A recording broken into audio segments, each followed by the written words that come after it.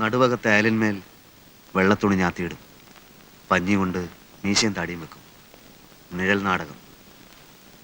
അമ്മയാണ് എന്നും കാഴ്ചക്കാരി. എനിക്കന്ന് 5 വയസ്സാ. ഇത്രയും കൂടി വലുതായപ്പോൾ കാലുവന്ത് വയലിലെ വെള്ളരിപ്പന്തലിലേക്ക് അരങ്ങ് മാറ്റി. വിഷമമാണ്. ഒരു സുപ്രഭാതത്തിൽ അഭിനയത്തോട് വിട പറയണമെന്നൊക്കെ പറഞ്ഞാൽ എനിക്കത് സാധിക്കില്ല. ഇത്രയും കാലം അഭിനയിച്ച ഏട്ടൻ എന്ത് നേടി? ഒന്നും നേടിയില്ല. നിങ്ങളുടെയൊക്കെ കാഴ്ചപ്പാടിൽ എൻ്റെ മനസ്സിൻ്റെ സംതൃപ്തിയാണ് എനിക്ക് വലുത്. നേട്ടം അത് തന്നെ. ഭാവിയെ പറ്റി ഒന്നും ആലോചിക്കേണ്ടെന്നാണോ? ഞാൻ മുരളിയേട്ടനോട് പറയാം, എന്തെങ്കിലും ബിസിനസ് തുടങ്ങാനുള്ള സഹായം. അല്ലേ? എനിക്ക് സൗകര്യമില്ല. ഒരു നാടക നടന്റെ ഭാര്യയായിട്ടാണ് നീ ഈ വീട്ടിലേക്ക് വന്നത്. കൂടുതലൊന്നും ആഗ്രഹിക്കണ്ട, എന്നിൽ നിന്ന് പ്രതീക്ഷിക്കുകയും വേണ്ട.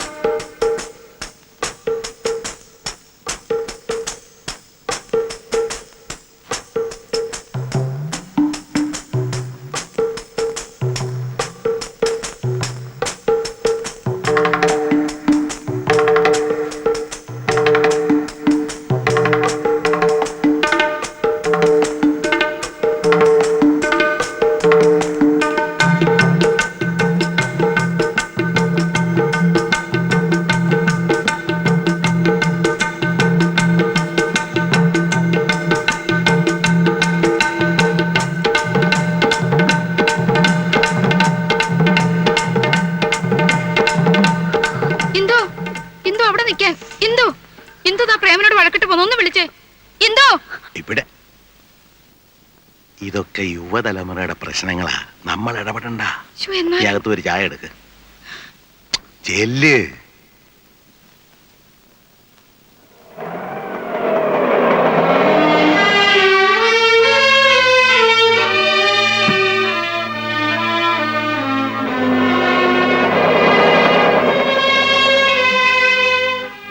എന്താ മോളെ ഒറ്റയ്ക്ക്? അങ്ങനെ തോറ്റു കൊടുക്കാനൊന്നും എന്നെ കിട്ടില്ല. ഞാനങ്ങോട്ട് വലിഞ്ഞേറി ചെന്നൊന്നല്ലോ. എന്നെ എന്റെ വീട്ടുകാരും കൊച്ചാക്കാൻ ആ തള്ളയുടെ ഭാവം. അതിന് വേറെ ആളെ നോക്കണം. ഞാൻ പറഞ്ഞു ചോദിക്കാനും പറയുന്നത് എനിക്കും ആളുണ്ട്, കയറി കിടക്കാൻ സ്ഥലമുണ്ടെന്ന്. അമ്മയ്ക്ക് മോനും വരച്ച വരയിൽ നിർത്താൻ എന്നെ പോലുള്ള പെമ്പിള്ളേരെ ഇന്നത്തെ കാലത്ത് കിട്ടില്ല. ആരും അന്വേഷിച്ചു വന്നാ പറഞ്ഞേക്ക്.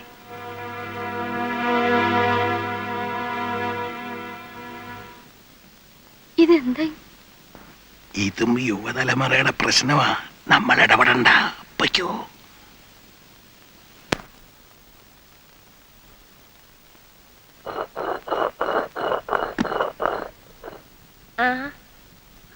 എന്താ മോളെ പെട്ടെന്ന് ഇങ്ങനെ? പ്രേമനോടെ?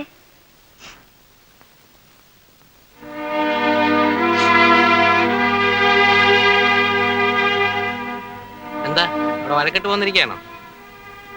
ആ വീട്ടിൽ എന്റെ ആവശ്യമില്ലെന്ന് തോന്നി. എന്ത് പ്രശ്നമുണ്ടെങ്കിലും പ്രേമനോട് പറഞ്ഞാ പോരെ? പ്രശ്നം തന്നെ പ്രേമേട്ടനാണെങ്കിലോ? അപ്പൊ പിന്നെ ഉത്തരവാദപ്പെട്ട മറ്റുള്ളവരോട് പറയണം. അതുകൊണ്ട് എങ്ങോട്ട് പോന്ന്? അയ്യോ, അതിന് ഇങ്ങോട്ടാണോ പോരേണ്ടത്? കല്യാണം കഴിഞ്ഞാൽ ഭർത്താവിന്റെ വീടാണ് പെൺകുട്ടികളുടെ വീട്. ഭർത്താവിന്റെ അച്ഛനും അമ്മയും കഴിഞ്ഞ് മറ്റുള്ളവർക്ക് സ്ഥാനമുള്ളൂ. എന്തെങ്കിലും ഉണ്ടെങ്കിൽ അവരോടാണ് പറയേണ്ടത്, അവരെയാണ് അനുസരിക്കേണ്ടത്. അപ്പൊ കല്യാണം കഴിച്ച് അയച്ചു കഴിഞ്ഞാൽ നിങ്ങളുടെ എല്ലാ കടമയും തീർന്നോ? തീർന്നു എന്ന് തന്നെ പറയേണ്ടി വരും. മുരളി, അമ്മ ഒന്നും പറയണ്ട. ഇവൾക്ക് മാത്രമല്ല, പല പെൺകുട്ടികൾക്കുള്ള അസുഖമാണ്. എന്തെങ്കിലും നിസ്സാര കാര്യത്തിന് ഭർത്താവുമായി പിണങ്ങുക, ആ വീട്ടുകാരായിട്ട് വഴക്കുണ്ടാക്കുക, എന്നിട്ട് പെട്ടിയും തൂക്കി നേരെയും പോരുക. സ്വന്തം വീടും ആങ്ങളമാരും ഒക്കെ ഉണ്ടല്ലോ എന്നുള്ള അഹങ്കാരമാണ്. അതിന് വളം വെച്ചു കൊടുത്താൽ പിന്നെ കൂടുതൽ ദുഃഖിക്കേണ്ടി വരും. എന്തു പ്രശ്നങ്ങളില്ലാത്ത കുടുംബങ്ങളില്ല. കുറേയൊക്കെ അഡ്ജസ്റ്റ് ചെയ്യണം എല്ലാവരും. തൊട്ടതിനെ പിടിച്ചതിനൊക്കെ ഫീൽ ചെയ്യാൻ തുടങ്ങിയാൽ പിന്നെ അതിനെ നേരം ഉണ്ടാവും. എന്തൊക്കെ എന്നെ പറഞ്ഞ അമ്മയ്ക്കറിയോ? അതൊന്നും അമ്മ അറിയേണ്ട കാര്യമല്ല. പ്രേമനെ അവന്റെ കുടുംബത്തിനെ ഞങ്ങൾ അറിയാത്തൊന്നും അല്ലല്ലോ.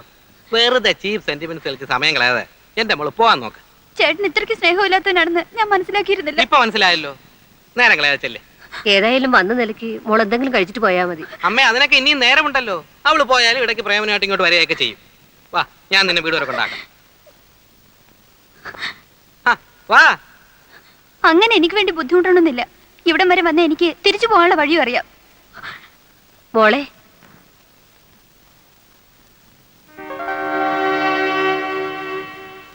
പ്രേമനോ? ഞാൻ ഇവളെ അങ്ങോട്ട് അയക്കാൻ തുടങ്ങിയായിരുന്നു. ഇനിയിപ്പോ നിങ്ങൾ ഒന്നിച്ചു വയ്ക്കോ. അമ്മേ ദേ ഇത്രേ ഉള്ളൂ കാര്യം. ഞാൻ വന്നത് കുറ്റബോധം കൊണ്ടൊന്നുമല്ല, ഈ ഒരു കാരണം കൊണ്ട് വീട്ടിൽ പ്രശ്നം ഉണ്ടാവണ്ടെന്ന് വിചാരിച്ചിട്ടാ. നടന്നോ. കൊടുക്കാവുന്ന ഒരു ഡോസ് ഞാൻ കൊടുത്തിട്ടുണ്ട്. ഇനി വേദനിപ്പിക്കണ്ട. പെട്ടെന്ന് എന്തെങ്കിലുമൊക്കെ വിളിച്ച് പറയുന്നേ ഉള്ളൂ. അവള് പാവാ. ശരി, എന്നാ അങ്ങനെ ആവട്ടെ. അവൾക്ക് വല്ലാത്ത വിഷമായിട്ടുണ്ടാവും. കൂടുതൽ വിഷമങ്ങൾ ഉണ്ടാവാതിരിക്കാൻ ഈ ഒരു വിഷമം നല്ലതാണ്. മോളെ, ഇനി അമ്മ ഒരു കാര്യം പറയട്ടെ. എന്തായാലും കഴിഞ്ഞതൊക്കെ കഴിഞ്ഞു. കുറച്ചൊക്കെ നമ്മൾ ക്ഷമിച്ചേ പറ്റൂ. അവർക്കും വിഷമം തോന്നുന്നുണ്ടാവും. അതുകൊണ്ട് നാളെ രാവിലെ തന്നെ മോള് തിരിച്ചു പോണം. വേണമെങ്കിൽ അമ്മ കൊണ്ടുപോയാക്കാം. വേണ്ട വേണ്ട, പിന്നെ എനിക്ക് അവിടെ ഒരു വാക്കും മിണ്ടാൻ പറ്റില്ല. അവരെന്ത് പറഞ്ഞാലും ഞാൻ കേട്ടോളുന്ന അവരുടെ ധാരണ. അതൊന്ന് മാറട്ടെ. പ്രേമേട്ടൻ ഇന്ദുവിനെ വിളിച്ചോണ്ട് വന്നില്ലേ, അതുപോലെ ശിവൻചേട്ടൻ വരട്ടെ എന്നെ കൊണ്ടുപോവാൻ. പെൺകുട്ടികൾക്ക് ഇത്ര വാശി പാടില്ല. വേറെ ആരും അല്ലല്ലോ, നിന്റെ ഭർത്താവും അവന്റെ അമ്മയല്ലേ. അമ്മേ, പണ്ടത്തെ അമ്മായിയമ്മ പോരൊക്കെ ഇന്നത്തെ പെൺകുട്ടികളുടെ അടുത്ത് കാണിച്ചത് നടക്കുവോ? നിന്നെ പോലെ വാശി ശിവനും കാണുമല്ലോ. അവൻ വന്നില്ലെങ്കിലോ? വന്നില്ലെങ്കിൽ ഞാൻ ഇവിടെ തന്നെ താമസിക്കും. അതിനാരും പേടിക്കണ്ടല്ലോ.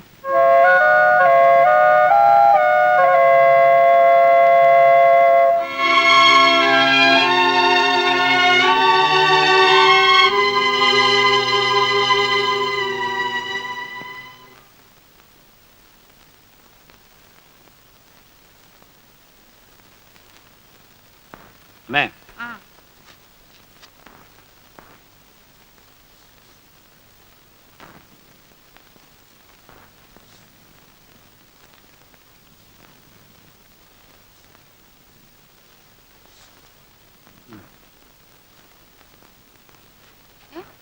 ഇത് 500 രൂപയല്ലേ ഉള്ളൂ? അതെ, എല്ലാ മാസം 1000 രൂപയല്ലേ നീ തരാറ്? അത് ഞങ്ങൾ രണ്ടുപേരുള്ളപ്പോഴല്ലേ. ഇപ്പൊ ഗീതയില്ലല്ലോ. നിന്റെ കാശും കൂടെ പ്രതീക്ഷിച്ചുകൊണ്ട് ഇവിടുത്തെ ചെലവൊക്കെ നടക്കുന്നതെന്ന് നിനക്കറിയില്ലേ ഉണ്ണിയെ? അറിയാം, അതുകൊണ്ടാണല്ലോ എന്റെ ചിലവിൽ 500 രൂപ തന്നത്. ഇങ്ങനൊക്കെ കണക്ക് പറയാൻ പാടുണ്ടോ? ഈ നിലയ്ക്ക് നിന്നെ 10 മാസം ചുമന്നതിന് ഞാൻ കണക്ക് പറയണമല്ലോ. ഓ, ജീവിതത്തിൽ ആദ്യമായിട്ട് എന്റെ ഭാര്യ ബുദ്ധിയോടെ ഒരു കാര്യം പറഞ്ഞു. ആ, അല്ല, നിന്റെ ഈ എണ്ണിപ്പെറുക്കിയുള്ള കണക്ക് പറച്ചിൽ കേട്ട് ഇവക്ക് എങ്ങനെങ്കിലും പറയാൻ തോന്നിയല്ലോ. കളിയാക്ക ഏയ്, ഇന്നല്ലെങ്കിൽ നാളെ മാനേരാകാൻ പോകുന്ന നിന്നെ ഞാൻ കളിയാക്കൂ. ആലോചിക്കാതെ ഞാൻ ഒന്നും ചെയ്തിട്ടില്ല. ഈ വീട്ടിൽ വേണ്ടാത്ത ചെലവുകളൊക്കെ കൂടിക്കൊണ്ടിരിക്കുക. കരുതിയിരുന്നില്ലെങ്കിലേ അവസാനം കഷ്ടപ്പെടാൻ ഞാൻ മാത്രമേ ഉണ്ടാവൂ. പഴയ പോലൊന്നുമല്ല. ഇപ്പൊ എനിക്കൊരു കുടുംബമുണ്ട്, ഒരു കുട്ടി ഉണ്ടാവാൻ പോകുന്നു. അതെന്താ മനസ്സിലാക്കാത്തേ? പറയുന്ന കേട്ടാത്തൊന്നും നിനക്ക് മാത്രമേ കുട്ടികളും കുടുംബമൊക്കെ ഉള്ളെന്ന്. എടാ, നീ അടക്കം 4 പേരുടെ അച്ഛനാ ഞാൻ. വരുമാനം കുറവായിരുന്നപ്പോഴും അന്തസ്സായിട്ട് തന്നെ നിങ്ങളെയൊക്കെ ഞാൻ വളർത്തിയത്. ആ, അന്നച്ഛനെ ഞങ്ങളെ മാത്രം നോക്കിയാൽ മതി. ഇവിടെ ഇപ്പം അതാണോ സ്ഥിതി? ഇല്ലാത്ത കാശുണ്ടാക്കി ഒരുത്തിയെ കല്യാണം കഴിപ്പിച്ചയച്ചു. ആ ബാധ്യത സഹിക്കാം. ഒരു നിസ്സാര കാര്യത്തിന് വഴക്കുണ്ടാക്കി ദേണ്ട വന്നിരിക്കുന്നു. സൽക്കരിക്കാൻ നിങ്ങൾ കുറെ ആൾക്കാർ. എന്റെ കാര്യം ആലോചിച്ച് ആരും വിഷമിക്കണ്ട. ആർക്കും ഒരു ഭാരമായിട്ട് ഒരു നിമിഷം പോലും ഞാൻ ഇവിടെ നിൽക്കില്ല. അറിയാൻ വേണ്ടി നീ തന്റെ കാര്യമാണെന്ന് അറിയാം. എന്ത് ചെയ്യാനും നീ മടിക്കില്ല. ഉണ്ണി, നീ ഒന്നും മിണ്ടാണ്ടിരിക്കൂ. അപ്പുറത്തും ഇപ്പുറത്തൊക്കെ ആൾക്കാരുള്ളതാ. ഞാനൊന്നുറക്കെ സംസാരിച്ചാൽ നിങ്ങൾ കുറച്ചിലാണല്ലേ. ഇവിടെ വന്നു കയറി ഒരുത്തി പെട്ടിയും തൂക്കി ഈ പടി കടന്നാണല്ലോ പുറത്തേക്ക് പോയത്. അപ്പൊ നിങ്ങൾ കുറച്ചിലുണ്ടായില്ല. ഉണ്ണി, രമയെ പറ്റി നിനക്ക് പറയാം. അവള് നിന്റെ പെങ്ങളാ. പക്ഷെ നിന്റെ അനിയന്റെ ഭാര്യയെ കുറിച്ച് പറയാൻ നിനക്ക് അവകാശമില്ല. അതും അവനോട് ഇല്ലാത്തപ്പോ. ആ, അവൻ എന്നേക്കാൾ യോഗ്യനാണ്. 1800 രൂപ ശമ്പളം വാങ്ങിക്കുന്ന ഞാനോ മാസാമാസം 500 രൂപ തികച്ച് കയ്യിൽ വാങ്ങിക്കാത്ത പ്രേമനോ വലുത്? 1800 രൂപ ശമ്പളം വാങ്ങുന്ന നീ വീട്ടിലവന് 500 രൂപ തരുന്നു. അതും കണക്ക് പറഞ്ഞുകൊണ്ട്. മാസം 500 രൂപ തികച്ച് കൈ മേടിക്കാത്ത പ്രേമം കിട്ടുന്ന മുഴുവൻ തരുന്നു. രണ്ടും തമ്മിൽ വ്യത്യാസമുണ്ട് മോനെ. എന്റെ നോട്ടത്തിൽ അവൻ തന്നെയാണ് വലുത്. നിന്നെ ഞാൻ വളർത്തി പഠിപ്പിച്ച് ഈ നിലയിലാക്കിയത് എന്റെ തെറ്റ്. പഠിപ്പിച്ച് വലുതാക്കിയ കാര്യമൊന്നും പറയണ്ട. ഞാൻ കഷ്ടപ്പെട്ട് പഠിച്ചതുകൊണ്ട് ഡിഗ്രി എടുത്തു. ഉണ്ടല്ലോ 2 എണ്ണം വേറെ. ഒരുത്തൻ നാടകം കളിച്ച് നടക്കുന്നു, ഇനി ഒരുത്തൻ 10ാം ക്ലാസ്സിൽ വർഷങ്ങളായിട്ട് കുത്തുന്നു. കടന്നോ? മതി, നിർത്ത്. നീ മിടുക്കൻ. നീ 1000-ന് വരെ 500 രൂപ അവൻ 10ാം ക്ലാസ് കിടക്കുവോ? പ്രേമന് വരുമാനം കൂടുവോ? പിണങ്ങി വന്ന് നിന്റെ പെങ്ങൾ തിരിച്ചു പോവോ? വേണ്ട, നിന്റെ സഹായം ഇല്ലെങ്കിൽ നിനക്കും കൂടെ ചോറ് തരാൻ നിന്നെ കൊണ്ട് കഴിയും. ഡേ, ആ രൂപ തിരിച്ചു കൊടുത്തേ.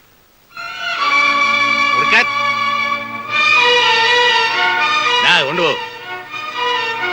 ഇനി നിന്റെ ഒറ്റ പൈസ അവിടെ തന്നു പോരുത്.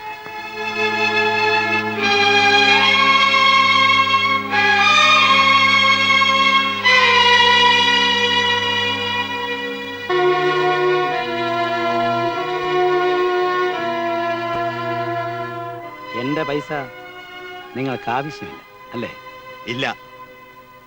എന്നാൽ ഇത് മാത്രം പോരാ. വേറെ ഒരുപാട് കാശ് ഞാൻ ഈ വീട്ടിലേക്ക് ചെലവാക്കിയിട്ടുണ്ട്. അതെല്ലാം എനിക്ക് കിട്ടണം.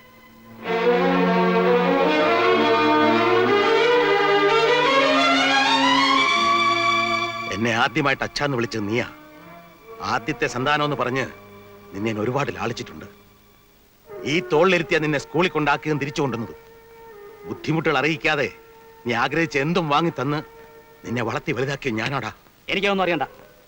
ബികോം ഡിഗ്രി ആയിട്ട് അലഞ്ഞു നടക്കുമ്പോൾ നിനക്കൊരു ജോലി വാങ്ങി തരാൻ വേണ്ടി ഞാൻ മുട്ടാത്ത വാതിലുകളില്ല. എത്ര പേരുടെ കൈയും കാലും പിടിച്ചാണ് നിനക്ക് ഈ ജോലി വാങ്ങി തന്നെന്ന് അറിയാവോടാ? എനിക്കൊന്നും അറിയണ്ടെന്ന് പറഞ്ഞില്ലേ? നിനക്കതൊന്നും അറിയണ്ടല്ലേടാ. വേണ്ട. എങ്കിൽ ഇങ്ങനെ ഒരു മകനെ എനിക്ക് ആവശ്യമില്ല. ഇറങ്ങിപ്പോടാ നിന്ന്.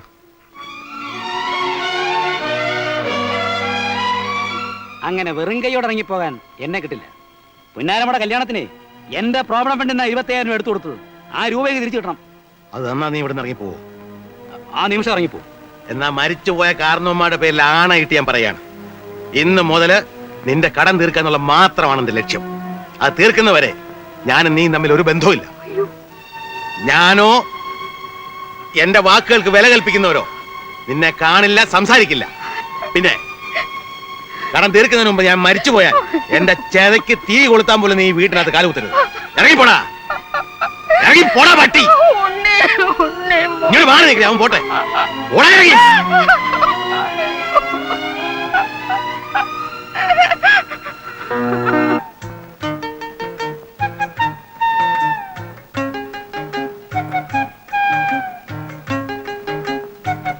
ദോ, എന്റെ വീട്ടിലേക്ക് ഞാൻ വാങ്ങിച്ച സാധനങ്ങൾ താനെന്തിനാ അങ്ങോട്ട് കൊണ്ടുപോകുന്നു? ഇതല്ലേ സാറിന്റെ വീട്? ഇതല്ലേ സാറിന്റെ വീടെന്ന്? ആ ആയിരുന്നു, ഇപ്പൊ അല്ല. അടോ.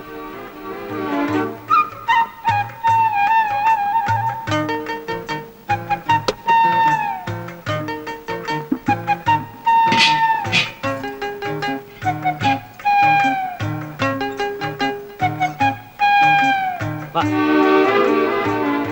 ആ അങ്ങോട്ട് വെച്ചേരെ. അങ്ങോട്ട് വെക്കാനല്ലേ പറഞ്ഞേ?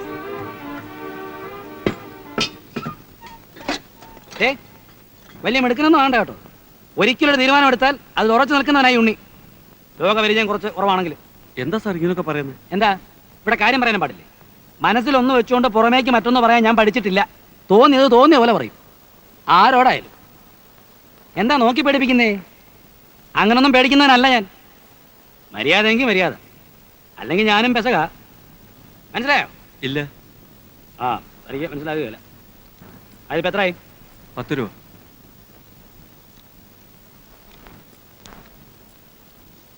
ആ ഇത് 9 ഉള്ളൂ. 1 രൂപ വേണം സാർ.